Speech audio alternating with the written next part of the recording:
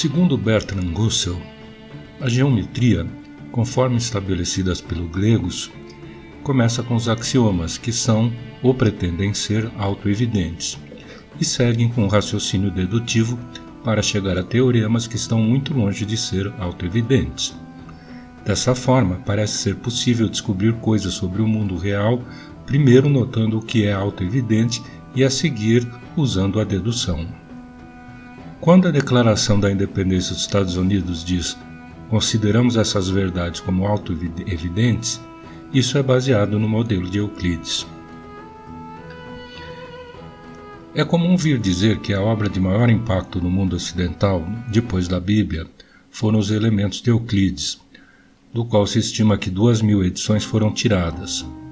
Trata-se de um conjunto de 13 livros com 465 proposições, ou teoremas, não somente de geometria, mas incluindo outros assuntos, entre os quais a teoria dos números. Hoje se aceita que muitos teoremas incluídos em Os Elementos não foram descobertos por Euclides. Entretanto, é incontestável o extraordinário trabalho de dissecação e organização da matemática grega em um único tratado. O estilo mais seco imaginável é usado.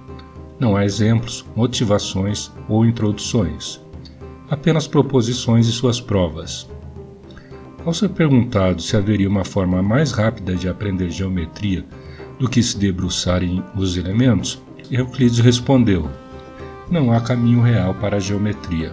Após a queda de Roma, os elementos foram estudados pelos árabes e reapareceram na Europa durante a Renascença, quando foram estudados pelos matemáticos italianos e um século depois motivaram um estudante inglês chamado Isaac Newton a estudar geometria.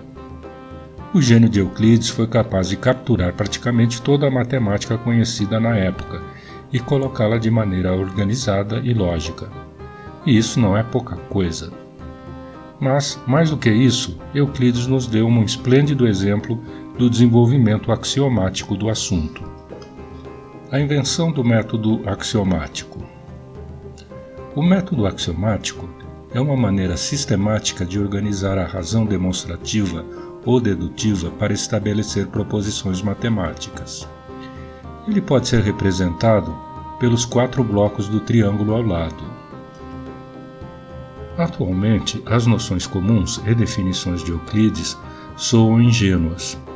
Por exemplo, as 5 noções comuns que são consideradas verdades evidentes da natureza mais geral são: 1. Coisas que são iguais à mesma coisa são iguais entre si.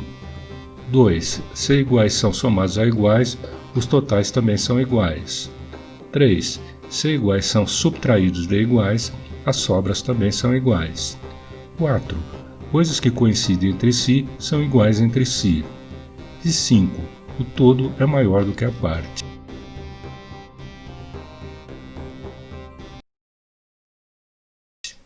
As definições tinham caráter abstrato e até mesmo controverso. Por exemplo, a primeira definição é: um ponto é aquilo que não tem parte. Hoje, essa é uma definição inaceitável para matemático, já que simplesmente substitui um conceito desconhecido, o ponto, por outro, aquilo que não tem parte. Porém, até hoje a noção de ponto permanece indefinida. A segunda definição é: uma linha é um comprimento sem largura. A quinta é: uma superfície é aquilo que tem somente comprimento e largura. E a 10ª é: um círculo é uma figura plana contida em uma única linha, de modo que todas as linhas retas que passam por um ponto, o centro, e alcançam essa linha são iguais, o raio.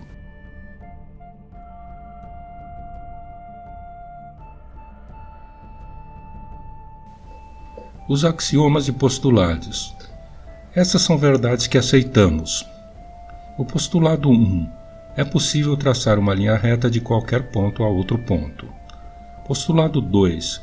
É possível produzir uma linha reta finita continuamente em linha reta. O postulado 3. É possível descrever um círculo com qualquer centro e qualquer raio. O postulado 4. Todos os ângulos retos são iguais entre si. E o postulado 5. Se uma linha reta corta 2 linhas retas numa superfície, de modo que a soma dos ângulos interiores do mesmo lado é menor do que dois ângulos retos, então, se as duas linhas retas são produzidas indefinidamente, se encontrarão no lado em que os ângulos são menores que dois ângulos retos. E finalmente os teoremas. Essas são verdades que comprovamos, baseados nas verdades aceitas.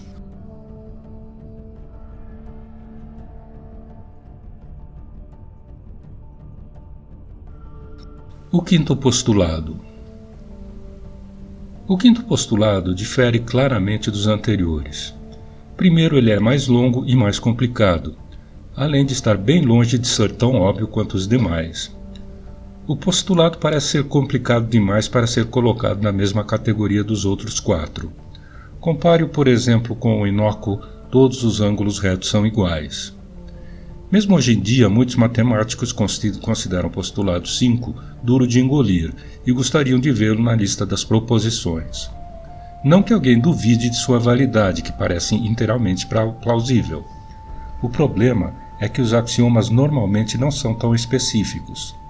Há evidências de que Euclides evitava o uso do postulado 5. Isso tanto é verdade que ele não o usa nas primeiras 28 proposições. Hoje sabemos que havia boas razões para a formulação do postulado 5, já que a busca por substituí-lo por uma proposição resultou em séculos de fracasso.